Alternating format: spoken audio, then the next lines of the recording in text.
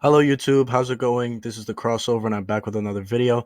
Today is going to be another one of my 2022 draft scouting reports, and today's video is going to be about Memphis's Jalen Duren.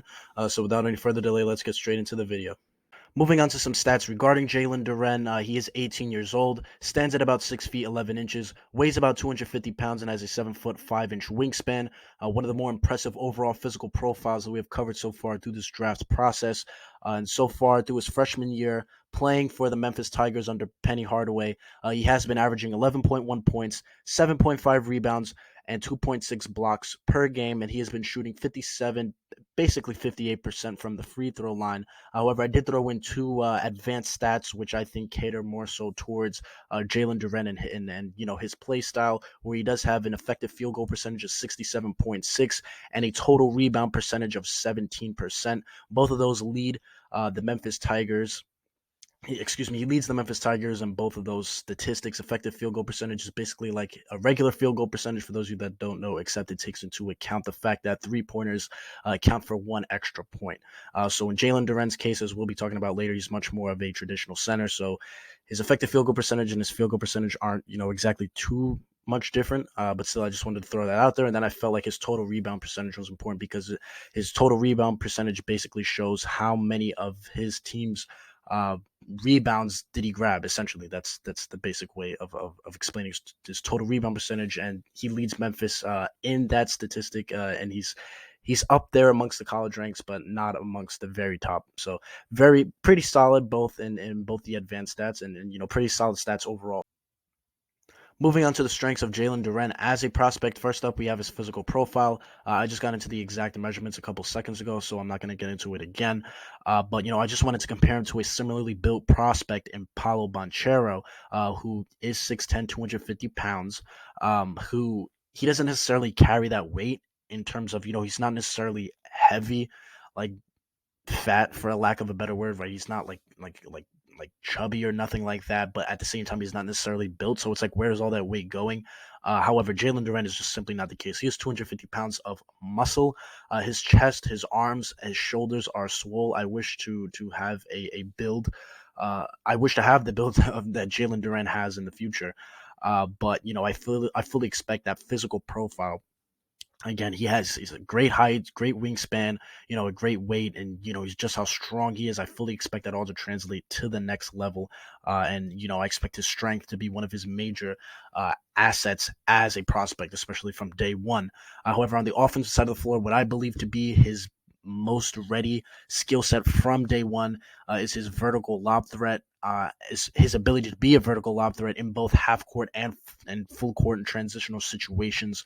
In the half court, essentially most of his buckets come from lobs. Most of Memphis's guards as well as Imani Bates do a great job of attacking the paint, really throwing it up, and you pretty much throw it up anywhere around the rim, and he's gonna go get it. You saw when they played Alabama. Alabama kind of had to scheme around that, kind of try to get Jalen Duren out the paint. They kind of tried to pack the paint a little bit just because he's in there. And Alabama's a great team, top 10 team in the nation.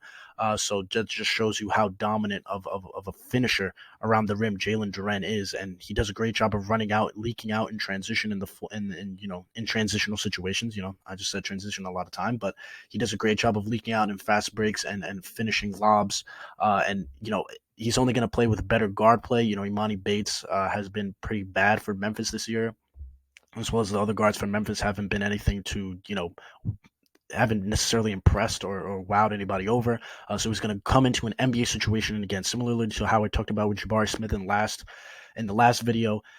He's going to be playing with better point guards, better guard play that are only going to be able to get him the ball in better situations. That fully translates over to a player like Jalen Duren, even more so to a player like Jalen Duren, who is a very guard-dependent player, who we saw, which this is evident in when we saw Memphis lose 4 games in a row, and he wasn't necessarily even score. He wasn't Not only was he not scoring, but he wasn't even necessarily getting shot attempts up, and that's because he is very guard reliant, which we will get into in a little bit. But yeah, I fully expect his presence as a lob threat and a finisher around the rim to be his most ready skill set from day one that will translate to the NBA level.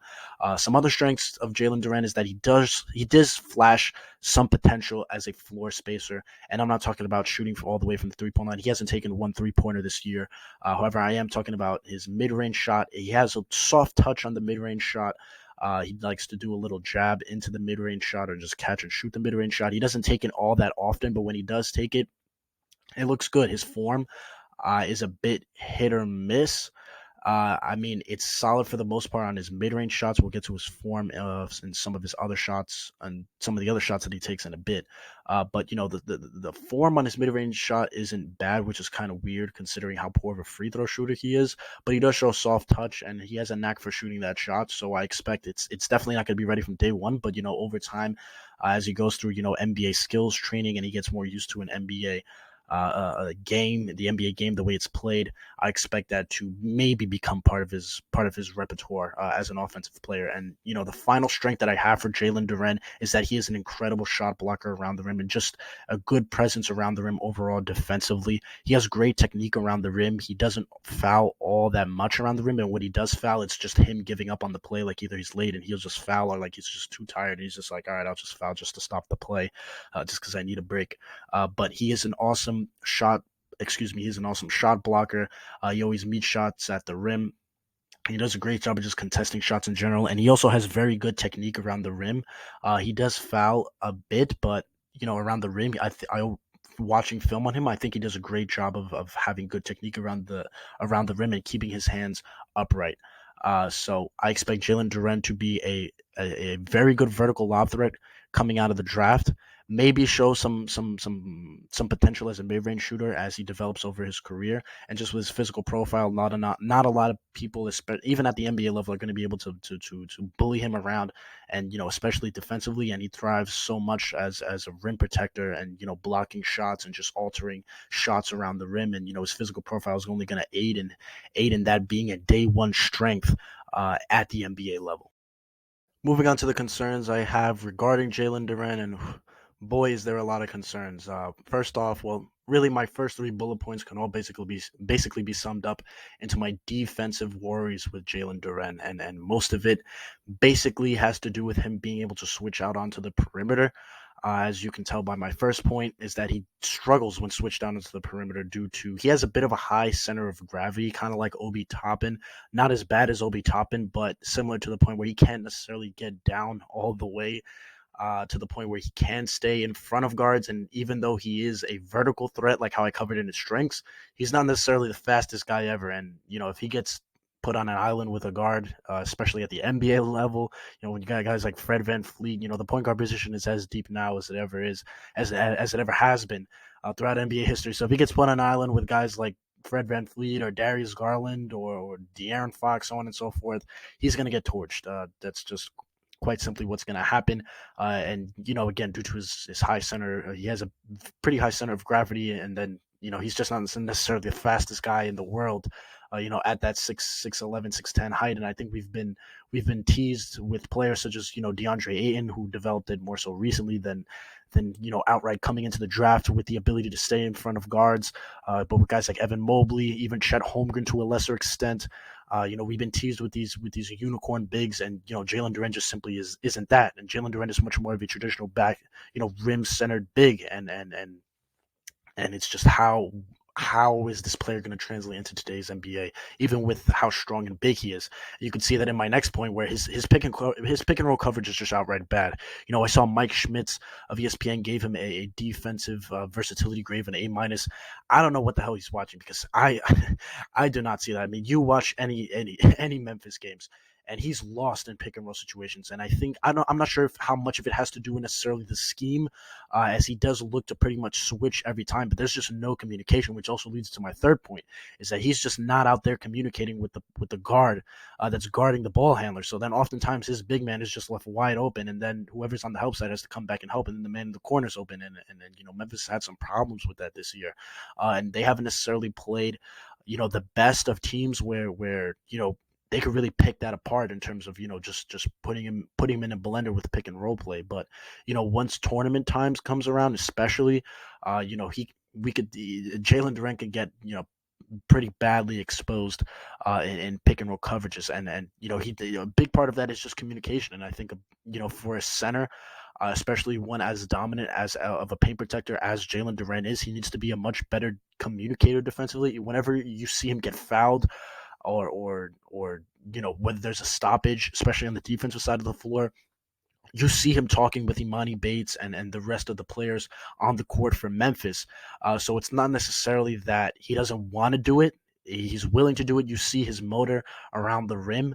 It's just him putting forth that extra effort. And I'm not saying that he doesn't want to do it. He's not capable of doing it. He's totally capable of doing it. He already tries to communicate. It's just he needs to do a better job of communicating while stuff is happening, since he's the big man. He's seeing everything that's going on. The point guard can only do so much, right? Durant has to tell him go through this, that, right? He's got to be able to navigate what's going on, and that's just the role that he's going to have to play as a center, right? And especially with the center as offensively limited outside of the paint as Jalen Duren is, right? I stated that he showed flashes of being, a mid-range scorer, but that's all there is flashes, especially when you take into account how bad of a free throw shooter he is. That he's really banking on his defensive upside, and I just don't necessarily see it being all there. Uh, you know, he just struggles in pick and roll coverages, and his communication, it has to be better, and I feel like that has to be one of the things that he improves on from day one in the NBA, because if he's not going to be out there communicating and he's just going to get picked apart in pick and rolls, then it's like, what are we really doing here, and again, I feel that once Memphis plays better teams, I feel like his pick and roll coverage is going to get exposed badly. And again, I might just be the scheme, but it's not necessarily all the time where, like, there was a handful of plays from Memphis, right, where they did switch and it didn't seem like they communicated it. So at first my thought process at first was like, well, maybe Memphis just wants to switch. But then it's like, but why would Penny Hardaway have Jalen Duren out on guards, right? And I get that most of the time these college guards are not necessarily the best shot creators, from the mid range or from the 3 point line. So they're not going to necessarily. So most of the time they are driving to the paint, right? But even then, it's like, I'd rather have the guard fight through the screen and have Duren drop back, so that in case there is a lob to the big man, Jalen Duren can contest it, and then he's by the rim instead of having to come up, switch out onto the point guard, and then drop back. Right. My thought process behind that, it was just confusing at first, but then when you watch enough Memphis pick and rolls, how they cover defensively, it's not every time that they switch, and it feels like Jalen Duren is just freelancing it in terms of pay. Like, he just always goes to the point guard. And he doesn't necessarily get back to his man. There's just no communication, that's a big problem, right? That's a big problem for a guy who's not going to be able to guard the perimeter well. And that communication just needs to be there, and especially off help side, where he can tend to fall asleep at times. Of course, he does have highlight plays where he has those highlight blocks highlighting how just athletically dominant he is. Right, he's not necessarily the fastest guy, but he is a huge vertical threat. Right, so he does have some highlight blocks, but he is liable to fall asleep on the defensive side of the on when off the ball and helping. So I mean, outside of being a paint defender, I mean, that pick and roll coverage really, really scares me. It really, really scares me, especially with this kid most likely going to end up being a top 10 pick. It really, really worries me. However, moving on to some concerns I have on the offensive side of the floor, his free throws need work. 57% just isn't going to cut it. That's just bad. Especially being if the guy's not going to be able to switch onto guards, he's not going to be able to guard point guards. He's going to be picked apart in pick and rolls. He can't do much on the offensive side of the floor except be a vertical lob threat, and his free throws are terrible. Like what are we even doing here, guys? But it's kind of strange because the mid range shot is there. Maybe it's just the distance for him. But what I noticed is that for him, his pocket is very well. I'm gonna kind of display this with since I'm a left-handed shooter, but his guide hand kind of goes out when he shoots the ball, so he kind of goes like this. So his guide hand is kind of away from the ball like this. So I feel like his guide hand, the placement on his guide hand placement, when he's shooting his free throws needs a bit of work. And I feel like that's, if he can fine tune that and become like a 70 to 75% free throw shooter, then that's great, really. Because he's going to need all the strengths as a prospect that he can get. And then he does have a mediocre post game. He just simply doesn't have all that many moves outside of that little mid range shot. And teams have been, I feel like, almost fooled in a sense where they send pressure at him Well, maybe not necessarily fool. I guess they know that he can't really do anything with the ball, right around that mid post, except for the occasional mid range shot that he has. I feel like his floaters need a bit of work, and he's a good vertical threat, right? But when he's moving in stride and then he has to kind of hop up or like plant and explode, it's not always there. It's a bit inconsistent. He's missed a couple floaters, a couple gimmies, like that, which I find that it's not necessarily his touch; it's more like just his technique when shooting like floaters. But his post game it's just not there right now, and he doesn't really have much of a handle, so I don't expect that to get much better. But that's not really his game. He doesn't need to have a post game, especially in today's NBA for his archetype. But having a post game would help him, in terms of being able to take advantage of matchups on the offensive side of the floor, right? If a point guard gets switched on to him, he can attack and attack that mismatch, right? Something that we talked about before with Jabari Smith, but that's just simply not going to be there for Jalen Duren. And again, I saw it a numerous amount of times against Alabama where they kind of played like almost like a 3-2 zone. And when Jalen Duren would catch it in the mid post, they would kind of just bring two men. Alabama would bring two men, and then he was just liable to turn the ball over and just make bad decisions. But he showed some flashes of being able to pass out the pick and roll. So I maybe it can get better, but still his post game is going to need work now as he doesn't have all that many moves. And then finally, he needs a better stance when just in the post in general, because even when he does face man coverage, man coverage. I'm saying that like it's the NFL. But when the opposing team is playing man-to-man defense, he is liable to not being able to properly seal off his man. I think he needs to get a wider stance, on his post ups. His legs are a bit too close together, and I think if he just kind of widened his stance, it would help him a lot. But his high center of gravity may have something to do with that. So if he can actually improve on that, or if that's just going to be the way it is, I'm not sure. But we're just going to have to find out, as he transitions to the NBA level. So a lot of concerns I have for Jalen Duren. A lot of concerns. I'm very, very worried about Jalen Duren and his upside in the NBA. His pick and roll coverage is what scares me, man. His pick and roll coverage really, really scares me. Just as a prospect who's being heralded as a defensive guy and a lob threat, just being how bad and lost he looks, when guarding pick and rolls, it's just concerning for me. And then, when you take a look at, just his high center of gravity and, the way he struggles to get down when posting up people, I expect it. I'm worried about him. I'm worried about it, and his communication definitely needs to be a lot better defensively. So he's got a lot of work to do, especially on that end of the floor. Never mind his free throws and his lack of moves, his lack of versatility, really on the offensive side of the floor. But his defense really concerns me.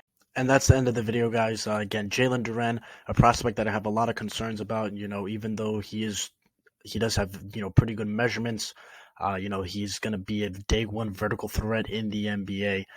Essentially on both sides of the floor, as a shot blocker on the defensive side of the floor, be a great rim protector, and on the offensive side of the floor, as a lob finisher.